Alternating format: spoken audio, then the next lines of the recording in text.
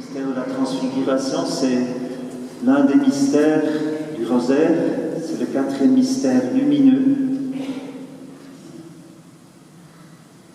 Ce sont ces mystères que Marie contemple et que l'Église contemple tout au long de son pèlerinage.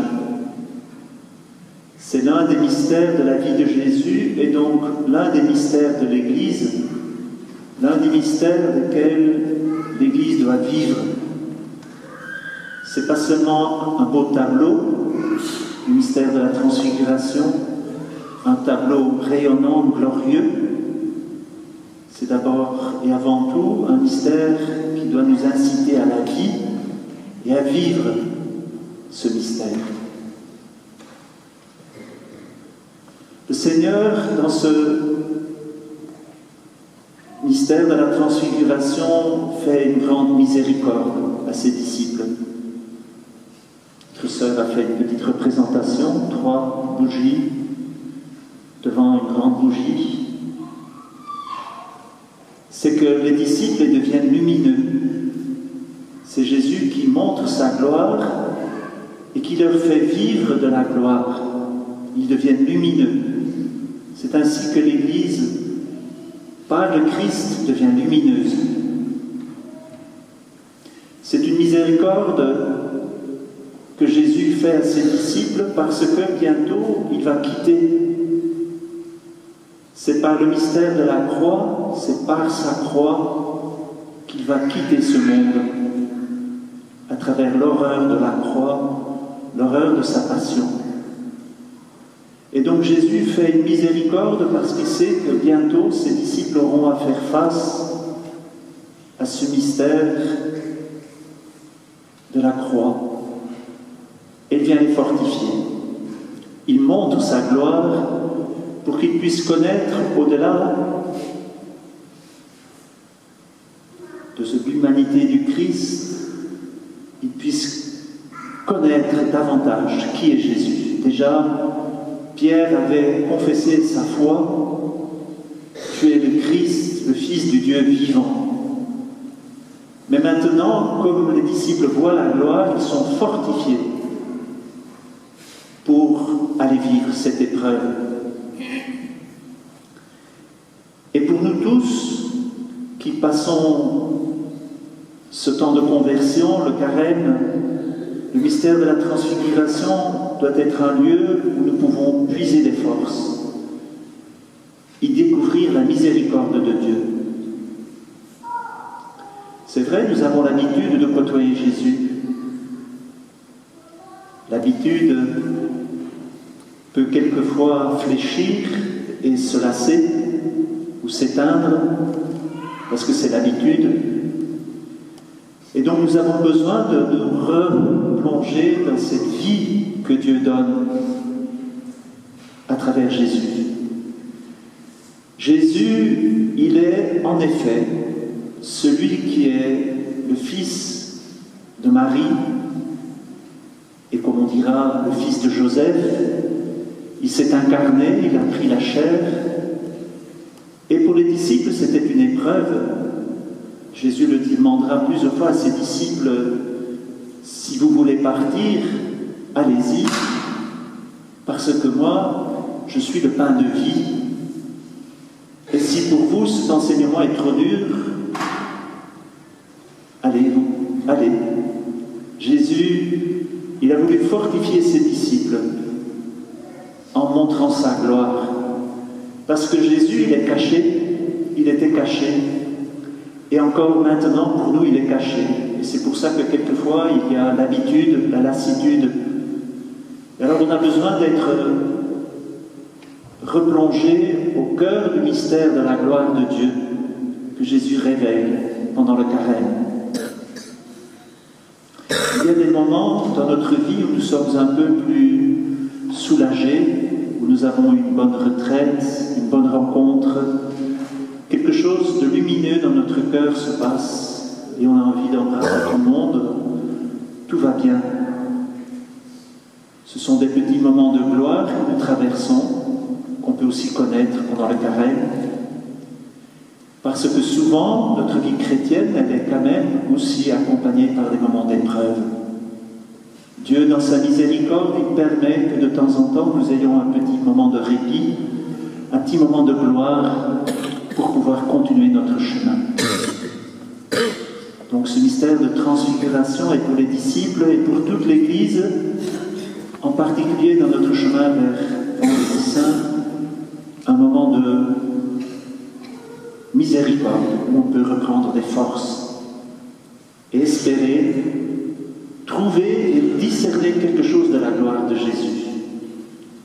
Que l'Esprit Saint, que la Vierge Marie, que Pierre, Jacques et Jean nous aident aujourd'hui à voir quelque chose de la gloire de Jésus dans l'Eucharistie, à travers l'apparence du pain et du vin, nous puissions discerner quelque chose de la gloire de Dieu. Le mystère de la transfiguration, comme je vous le disais, c'est un mystère qui réclame notre foi.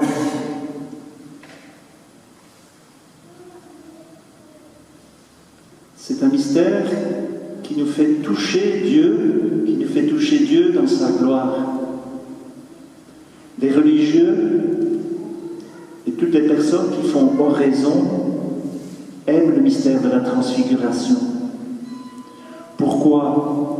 Mais parce que dans le mystère de l'oraison, dans le cœur à cœur avec Jésus, nous touchons quelque chose de la présence de Dieu, au-delà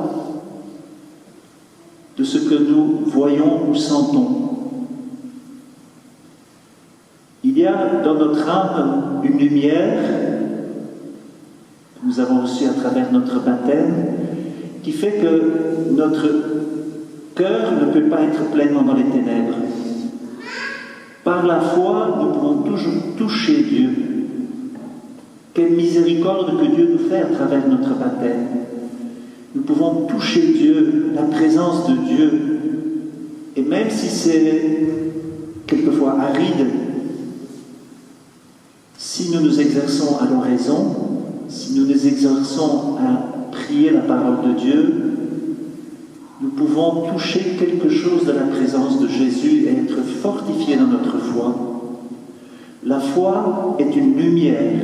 Le mystère de la transfiguration nous montre que c'est une lumière qui conduit à la gloire et que déjà dans notre vie, il nous faut cultiver quelque chose de cette gloire. Dans le combat spirituel qu'est le carême, il nous faut nous exercer en essayant de chercher à rencontrer Jésus au-delà des épreuves de notre vie. Là, dans ce repos, dans ce silence où il se donne, dans sa réelle divinité. Il est notre Dieu et il veut que nous le touchions pour que nous puissions avoir la paix et la joie, même dans le combat. Dieu n'est pas un Dieu méchant qui se cacherait. Il veut que nous le cherchions. Il veut se laisser toucher par nous. Et pour cela, le carême est un temps important, un temps de foi dans lequel nous pouvons exercer les vertus théologales, et spécialement la foi, en cherchant des moments de repos et en cherchant à discerner sa présence dans nos vies, dans nos cœurs. Et grâce aussi à sa parole, ou à travers la prière du chapelet, on peut discerner cette gloire de Dieu, cette présence de Jésus qui nous rend victorieux de tous nos combats, de toutes nos luttes. Et Dieu sait combien de combats et de luttes nous connaissons, combien l'Église connaît ces combats, combien nos communautés, qu'elles soient religieuses, nos communautés de prêtres, nos communautés familiales, nous connaissons de grandes épreuves. Mais n'oublions pas que Dieu est un Dieu qui se donne dans l'Église, qui est d'abord rayonnante de la présence du Christ.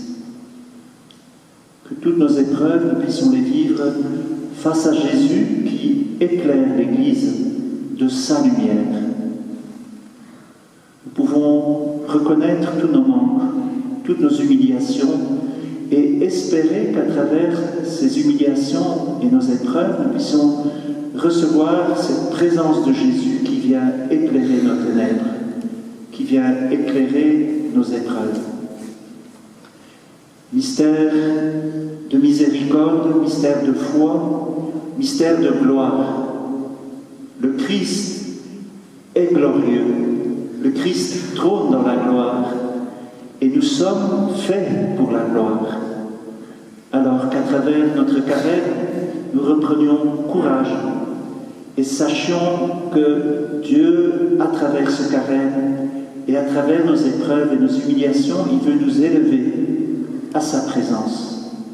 C'est pas compliqué, c'est souvent si simple, mais il nous faut prendre du temps pour rester un peu auprès de lui, de veiller un peu auprès de lui pour qu'il puisse avoir le temps de nous éclairer, de mettre nos cœurs au repos et dans la paix. Le Seigneur est un Dieu fidèle. Alors demandons que cette gloire qui rayonne déjà sur le Christ et dans l'Église, nous puissions la porter dans nos cœurs pour être victorieux à travers notre marche dans le désert. Le vendredi saint, ce sera d'abord un vendredi de gloire, parce que c'est à travers sa croix que le Christ vainc le malin et tout ce qu'il y a de mauvais. C'est la victoire. Et nous allons vers la victoire. Humiliés, mais dans la foi, dans l'espérance que le Christ nous établit dans sa paix, dans sa joie qu'il a déjà acquis lui, à travers sa croix et sa résurrection. Alors demandons à la Vierge Marie qu'elle nous aide. Demandons à Jacques, à Jean, à Pierre, qui ont vu cette gloire déjà de leur vivant, que nous aussi, dans notre raison, dans nos petits moments de prière, nous puissions toucher quelque chose de cette gloire de Jésus qui est là. Dieu est fidèle, comme nous l'entendions. Il a noué une alliance avec Abraham. Ce sacrifice qui a pris feu, c'est le Christ qui est là au milieu de nous. C'est lui qui noue cette alliance et par laquelle nous pouvons être victorieux.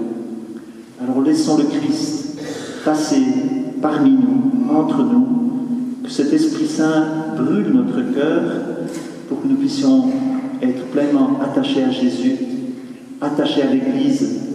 Rendons grâce à Dieu pour ce temps de conversion que Dieu nous donne, pour ce carême. Rendons grâce pour l'Église.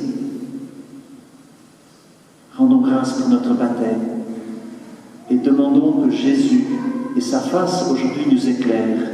Que nous puissions nous éclairer les uns les autres de cette lumière qui rayonne dans l'Église à travers le Christ.